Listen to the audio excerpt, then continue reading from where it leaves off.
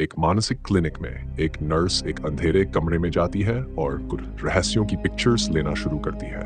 अचानक उसके पीछे एक परछाई हिलती है और एक रहस्यमय व्यक्ति उसे सिरिंज से आंख में मार देता है। फिर वह व्यक्ति नर्स को हरे रंग की लिक्विड का इंजेक्शन लगाता है, जिससे उसकी मौत हो जाती है और उसकी आंखों का रंग बदल जाता है। इसके बाद वह व्यक्ति उसकी लाश को खींच कर ले जाता है। बाद में अस्पताल के डॉक्टर सेबेस्टियन संस्थान के निदेशक से मिलते हैं। निदेशक इस बात से नाराज है कि सेबेस्टियन का रिसर्च कोई प्रगति नहीं कर रहा है। सेबेस्टियन वादा करता है कि वह लगभग काम पूरा कर चुका है, लेकिन निदेशक उसे चेतावनी देता है कि अगर वह जल्द ही परिणाम नहीं लाता तो उसकी फंडिंग बंद कर दी जाएगी। उसी दिन एक महिला जिसका नाम कैथी है, नौकरी के इंटरव्यू के लिए अस्पताल आती है। मुख्य नर्स मैट्रन कैसिडी बहुत सख्त है और उसे कैथी का रिज्यूमे पसंद नहीं आता। डॉक्टर सेबेस्टियन कैथी से उसके जान को परखने के लिए कुछ सवाल पूछते हैं। कैथी सही उत्तर देती है और वादा करती है कि वह कभी डॉक्टर को यह नहीं बताएगी कि उसे अपना काम कैसे करना है। इस पर उसे नौकरी मिल जाती है। कैथी को एक यूनिफॉर्म दी जाती है और दूसरी नर्स जिसका नाम पाउला है उसे अस्पताल का दौरा करवाती है। पाउला कैथी को बताती है कि पिछली नर्स ज्यादा दिन नहीं टिक पाई थी। दौरे के दौरान पाउला यह भी बताती है कि कैसिडी वास्तव में सेबेस्टियन की बेटी है। कैसिडी की शादी हो चुकी थी, लेकिन उसके पति ने सुसाइड कर ली थी। पाउला कैथी को यह भी बताती है कि सेबेस्टियन की लेबोरेटरी में जाना मना है। इसके बाद कैथी को दूसरे मंजिल पर ले जाया जाता है, जहां सभी कोमा में पड़े मरीज रखे जाते हैं। इन मरीजों से कभी कोई मिलने नहीं आता। कैथी देखती है कि मरीज बहुत बीमार दिखते हैं और जब एक मरीज अचानक झटका मारता है तो वह डर जाती है, लेकिन पाउला बताती है कि यह सिर्फ एक मसल रिफ्लेक्स है। फिर पाउला को कैसिडी के कार्यालय में बुलाया जाता है, जिससे कैथी अकेली रह जाती है। घूमते हुए कैथी कमरा नंबर 15 में एक कोमा में पड़े मरीज को पाती है। अन्य मरीजों के विपरीत यह मरीज स्वस्थ दिखता है और उसकी आंखें खुली होती हैं। जब पाउला वापस आती है तो वह कैथी को बताती है कि इस मरीज का नाम पैट्रिक है। वह बेहतर दिखता है क्योंकि वह सेबेस्टियन का खास प्रोजेक्ट है। कैथी पैट्रिक से मिलने की कोशिश करती है, लेकिन वह उस पर थूक देता है। पाउला कहती है कि यह भी सिर्फ एक प्रतिक्रिया है। बाद में कैथी एक अजीब आवाज सुनती है और एक आदमी को चलते हुए देखती है तो वह उसे रोकने के लिए दौड़ती है। जब वह आदमी मुड़ता है तो वह देखती है कि उसका चेहरा बुरी तरह जला हुआ है। पाउला कैथी से कहती है कि उसे जाने दो और समझाती है कि उस आदमी का नाम मिस्टर फ्रेजर है। वह एक बिजली के विस्फोट में बच गया था और सेबेस्टियन ने उसे कोमा से बाहर निकाला था। फ्रेजर को घूमने की अनुमति है। पाउला कैथी को फ्रेजर का कमरा दिखाती है जो घड़ियों से भरा हुआ है। ये घड़ियां वही अजीब आवाज कर रही थीं जो कैथी ने पहले सुनी थी। हर दिन शाम 7 बजे फ्रेजर पास के लाइट हाउस को ऑपरेट करता है। यह सेबेस्टियन का विचार था ताकि फ्रेजर ध्यान केंद्रित कर सके। जब कैथी घर जाती है तो वह अपने पूर्व प्रेमी के फोन कॉल को नजरअंदाज कर देती है। बाद में पाउला उसे लेने आती है और वे पीने के लिए बाहर जाते हैं। वहां वे एक साइकियाट्रिस्ट ब्रायन से मिलते हैं, जिसका एक रेडियो शो भी है। कैथी को ब्रायन में दिलचस्पी होने लगती है। अगले दिन एक कोमा में पड़ा मरीज मर जाता है और कैथी को उसे मुर्दा घर ले जाना पड़ता है। लिफ्ट में वह मरीज अचानक सांस लेने लगता है और उसे गला घोंटने की कोशिश करता है। कैथी संघर्ष करती है और गलती से लिफ्ट को रोक देती है। लिफ्ट को फिर से चालू करने के बाद वह किसी तरह उस मरीज का हाथ अपने गले से हटा देती है। जब वे मुर्दा घर पहुंचते हैं तो कैथी सेबेस्टियन को बताती है कि वह मरीज जिंदा था। हालांकि सेबेस्टियन को कोई आश्चर्य नहीं होता और वह उसे मरीज को वापस भेजने और कमरे नंबर 15 में मिलने के लिए कहता है। कमरे में प्रवेश करने से पहले सेबेस्टियन कैथी को अपने एक्सपेरिमेंट के बारे में बताता है और उसे याद दिलाता है कि उसे हर हाल में उसके निर्देशों का पालन करना चाहिए। फिर सेबेस्टियन पैट्रिक को एक इंजेक्शन देता है और मस्तिष्क की गतिविधि को उत्तेजित करने के लिए उसके शरीर में सुई चुभाता है, लेकिन कुछ नहीं होता। वह कैथी से सफाई करने के लिए कहता है और जब वह सफाई करती है तो कैथी आदतन पैट्रिक से बात करती है। सेबेस्टियन उसे इसके लिए डांटता है। बाद में कैथी पैट्रिक के कमरे को सुंदर बनाने के लिए एक पौधा लाती है, लेकिन पाउला कहती है कि यह व्यर्थ है क्योंकि अस्पताल में पौधे नहीं टिकते। हैरानी की बात है कि समय के साथ पौधा खूबसूरती से खिल उठता है। एक दिन जब वे पैट्रिक की चादरें बदल रहे होते हैं तो पाउला कैथी से कहती है कि उसे ब्रायन के साथ डेट पर जाना चाहिए। इस दौरान बिस्तर की रेलिंग लगभग कैथी की उंगलियों को पकड़ लेती है, लेकिन वे इसे बिस्तर के खराब होने का दोष मानते हैं। कैथी को उसके पूर्व प्रेमी का एक और फोन कॉल आता है, लेकिन वह इसे नजरअंदाज कर देती है जब वह पैट्रिक को थूकते हुए सुनती है। वह पैट्रिक से बात करने की कोशिश करती है, लेकिन तभी कैसिडी उसे पकड़ लेती है और उसे डांटती है। कैसिडी के हाथ कांपते हैं और वह बोलते समय ट्रे से चीजें गिरा देती है। सप्ताहांत में कैथी एक संग्रहालय में ब्रायन से टकरा जाती है और कोमा में पड़े मरीजों की जागरूकता के बारे में उसकी राय पूछती है। ब्रायन मानता है कि उनके मूवमेंट्स का कोई मतलब नहीं है, वे सिर्फ मांसपेशियों की प्रतिक्रिया है। बातचीत के दौरान ब्रायन एक अज्ञात नंबर से आने वाले कॉल को मिस कर देता है। फिर वह कैथी को कॉफी के लिए आमंत्रित करता है और जब वह हाँ कहती है तो अचानक ब्रायन उस पर थूक देता है। हैरान कैथी वहां से चली जाती है जबकि ब्रायन इस घटना से उलझन में रहता है। कुछ दिनों बाद जब फ्रेजर की घड़ियां बज रही होती हैं, कैथी देखती है कि एक मरीज बैठा हुआ है। हालांकि जब वह कमरे में जांच करने जाती है तो मरीज सामान्य रूप से लेटा हुआ होता है। जब लाइट्स छपकती है, कैथी पीछे की ओर देखती है और एक भूत को देखकर डर जाती है और अपनी ट्रे गिरा देती है। जब वह वापस मुड़ती है तो कुछ नहीं दिखता। वह ट्रे उठाती है और उसमें भूत का प्रतिबिंब देखती है, लेकिन जब वह फिर से मुड़ती है तो वहां कुछ नहीं होता। अगली बार जब उसे अजीब प्रतिबिंब दिखता है तो यह सिर्फ फ्रेजर होता है जो घूम रहा होता है। उस शाम ब्रायन कैथी के घर आता है और उसके ऊपर थूकने के लिए माफी मांगता है। वह कहता है कि उसे उस घटना की कोई याद नहीं है। वे एक साथ एक अच्छा डिनर करते हैं, लेकिन उनका समय तब बाधित होता है जब कैथी का पूर्व प्रेमी एड वहां आ जाता है। जब कैथी उसे जाने के लिए कहती है तो वह मना कर देता है, लेकिन ब्रायन कैथी का बचाव करता है और एड को जाने के लिए मजबूर करता है।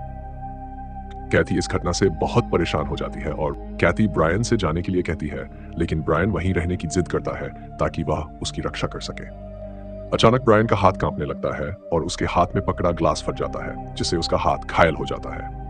कैथी उसे अस्पताल ले जाती है और जब वह वापस कार में आती है तो उसका हाथ दरवाजे से टकरा जाता है। रात को ब्रायन कैथी के घर लौटता है और वे एक साथ समय बिताते हैं। जब करीब होते हैं, कैथी को दिखता है कि ब्रायन पैट्रिक में बदल जाता है, जो धीरे धीरे सड़ने लगता है। कैथी चौंक जाती है और उसे पेट में मारती है, फिर अचानक उठ जाती है। वह देखती है कि ब्रायन उसके पास सो रहा है, लेकिन जब वह पलटता है तो वह फिर से पैट्रिक बन जाता है। तभी कैथी समझती है कि वह अब भी सपना देख रही है और वास्तव में वह अकेली है। अगले दिन कैथी काम पर जाती है और पैट्रिक की देखभाल करती है। उसे अपना सपना याद आता है और खिड़की का शीशा टूट जाता है, जिससे पौधा घायल हो जाता है। जब सेबेस्टियन पैट्रिक पर टेस्ट करता है तो वह उसे जलाता है ताकि वह कोई प्रतिक्रिया दे, लेकिन कुछ नहीं होता। कैथी उसे साफ करने आती है और पैट्रिक पर थूकता है। वह देखती है कि पैट्रिक रो रहा है और सोचती है कि क्या वह दर्द महसूस कर सकता है। पैट्रिक फिर थूकता है, जिससे कैथी समझ जाती है कि वह उससे बात करने की कोशिश कर रहा है। एक बार थूकने का मतलब हाँ, 2 बार का मतलब नहीं। कैथी सवाल पूछती है और पता चलता है कि पैट्रिक उसकी आवाज सुन सकता है। वह उसके शरीर को छूकर जांचती है कि पैट्रिक क्या महसूस कर सकता है। जब वह उसकी कमर के पास पहुंचती है तो कैसिडी उसे पकड़ लेती है। कैथी समझाने की कोशिश करती है कि पैट्रिक बात कर रहा है, लेकिन कैसिडी उसकी बात नहीं मानती और कहती है कि सभी मरीज मर जाएं तो अच्छा होगा। सेबेस्टियन आता है और कैथी से कहता है कि वह उसे दिखाए कि उसने क्या खोजा है, लेकिन जब कैथी पैट्रिक से बात करने की कोशिश करती है तो कोई प्रतिक्रिया नहीं मिलती। सेबेस्टियन एक मेंढक को मारकर उसे इलेक्ट्रिक शॉक देकर हिलाता है, जिससे कैथी को समझाता है कि शरीर की मांसपेशियों की प्रतिक्रिया का मतलब कुछ नहीं होता। शाम को कैसिडी पैट्रिक के कमरे में घुसने की कोशिश करती है, लेकिन पैट्रिक की आंखें बदल जाती हैं और दरवाजा अपने आप बंद हो जाता है। पैट्रिक के पास मानसिक शक्तियां हैं और वह कंप्यूटर का उपयोग करके कैथी को सोशल मीडिया पर स्टॉक करता है। अगले दिन सेबेस्टियन पैट्रिक पर फिर से टेस्ट करता है और कैथी से उसके नोट्स लिखने के लिए कहता है। कैथी अकेली होती है तो वह पैट्रिक से पूछती है कि उसने सेबेस्टियन के सामने क्यों प्रतिक्रिया नहीं दी, और स्क्रीन पर 3 बार सीक्रेट रहस्य शब्द दिखाई देता है। तभी पाउला कैथी से मदद मांगने आती है और शब्द गायब हो जाते हैं। सेबेस्टियन अगली बार पैट्रिक के दिमाग में इलेक्ट्रिक शॉक देता है। कैथी को यह अमानवीय लगता है और वह विरोध करती है, लेकिन सेबेस्टियन उसे उसकी जगह याद दिलाता है। बाद में कैथी पैट्रिक से कहती है कि वह उसकी मदद करना चाहती है, लेकिन पैट्रिक कहता है कि उसे मदद नहीं चाहिए, उसे डॉक्टर की जरूरत है। कैथी को चिंता होती है कि इस तरह पैट्रिक मर जाएगा, लेकिन सेबेस्टियन उसे अनदेखा करता है। रात में कैथी पैट्रिक के एक्सीडेंट के बारे में इंटरनेट पर खोजती है, लेकिन कोई जानकारी नहीं मिलती। वह ब्रायन को सेबेस्टियन की अनैतिक प्रक्रियाओं के बारे में बताती है और ब्रायन मदद करने के लिए सहमत हो जाता है।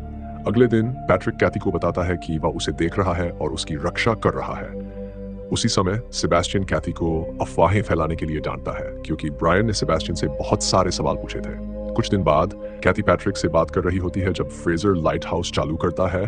जिससे पैट्रिक का कनेक्शन कुछ सेकंड के लिए बंद हो जाता है। जब पैट्रिक वापस आता है तो वह कहता है कि उसे मदद की जरूरत नहीं है और वह कैथी के लिए दरवाजा खोलता है ताकि वह जा सके। सेबेस्टियन को एक वॉइस मेल मिलता है जिसमें निदेशक उसे बताता है कि अफवाहों के कारण बोर्ड ने एक आपातकालीन बैठक बुलाई है और अगर वह जल्दी परिणाम नहीं लाता तो क्लिनिक बंद हो जाएगा। इस बीच ब्रायन शहर से बाहर गाड़ी चला रहा होता है और कैथी को कॉल करने की कोशिश करता है। अचानक उसका फोन गर्म होने लगता है और वह उसे गिरा देता है, जिससे फोन कार की सीट पे खिला देता है। फिर कार अपनी स्पीड बढ़ा लेती है और ब्रायन उसे रोक नहीं पाता। कार एक बाढ़ से गुजरती है और चट्टान के किनारे रुक जाती है। ब्रायन सीट बेल्ट खोलने की कोशिश करता है लेकिन बेल्ट उसे कसकर जकड़ लेती है। ब्रायन चिल्लाता है और कार फिर से चलने लगती है, जिससे वह चट्टान से नीचे गिर जाती है। अगले दिन कैथी को सेबेस्टियन पर गुस्सा आता है जब वह पैट्रिक को फिर से इलेक्ट्रिक शॉक देता है। वह मशीन को बंद कर देती है और सेबेस्टियन उसे गुस्से में वहां से जाने के लिए कहता है। पैट्रिक को इलेक्ट्रिक शॉक देने के बाद वह मरने की कगार पर होता है, लेकिन कैथी और पाउला उसे बचाने की कोशिश करते हैं। पैट्रिक बच जाता है, लेकिन कैसिडी उन्हें कमरे से बाहर निकाल देती है। कैसिडी वापस आती है और पैट्रिक को मारने की कोशिश करती है, लेकिन पैट्रिक अपनी शक्ति का उपयोग करके उसे रोक लेता है। कैथी को एहसास होता है कि पैट्रिक ने उसके जीवन के पुरुषों को नियंत्रित किया है और वह उसे रोकने का फैसला करती है। पैट्रिक कैथी के जीवन में और भी परेशानी पैदा करता है, लेकिन कैथी हार मानने से इनकार करती है और पैट्रिक से लड़ने के लिए तैयार हो जाती है। कैसिडी पर पैट्रिक हमला करता है, लेकिन वह रुकती नहीं है, इसलिए पैट्रिक उसकी पीठ पर स्केल पेल फेंकता है और दरवाजे से उसे मारता है। फिर भी कैसिडी बिजली के ग्रिड तक पहुंच जाती है, लेकिन पैट्रिक उसे बिजली का झटका देकर मार देता है।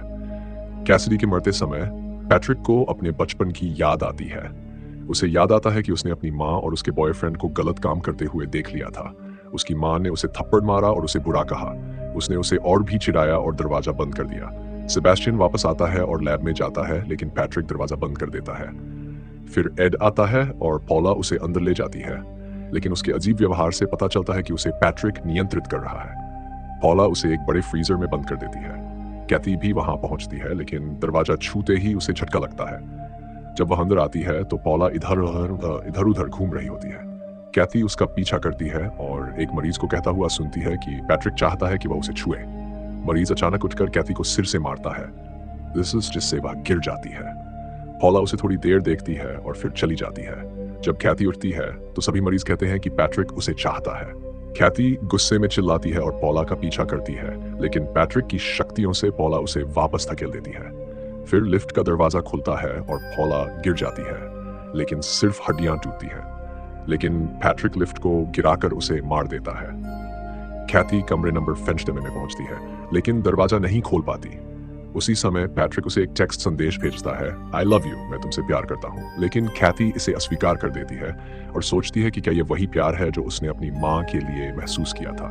फिर से पैट्रिक को याद आता है कि उसने अपनी माँ और उसके बॉयफ्रेंड को नहाते समय मारने के लिए पानी में टोस्टर फेंक दिया था।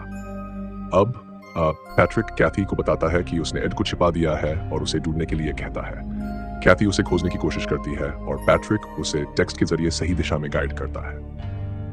कैथी लैब में पहुंचती है, जहां उसे टूटे हुए शरीर और कैसिडी का मृत शरीर दिखता है। सेबेस्टियन भी वहां होता है और पैट्रिक ने उसे कच्चा मेंढक खाने पर मजबूर किया है। सेबेस्टियन भागने की कोशिश करता है, लेकिन पैट्रिक उसे रोक देता है। सेबेस्टियन उसे मारने की कोशिश करता है, लेकिन पैट्रिक उसके सारे प्रयास विफल कर देता है और अंत में सेबेस्टियन की मौत हो जाती है। कैथी एड को ढूंढने के लिए भागती है और उसे फ्रीजर में पाती है। वह दरवाजा खोल नहीं पाती और देखती है कि एक मृत नर्स एड को मारने की कोशिश कर रही है।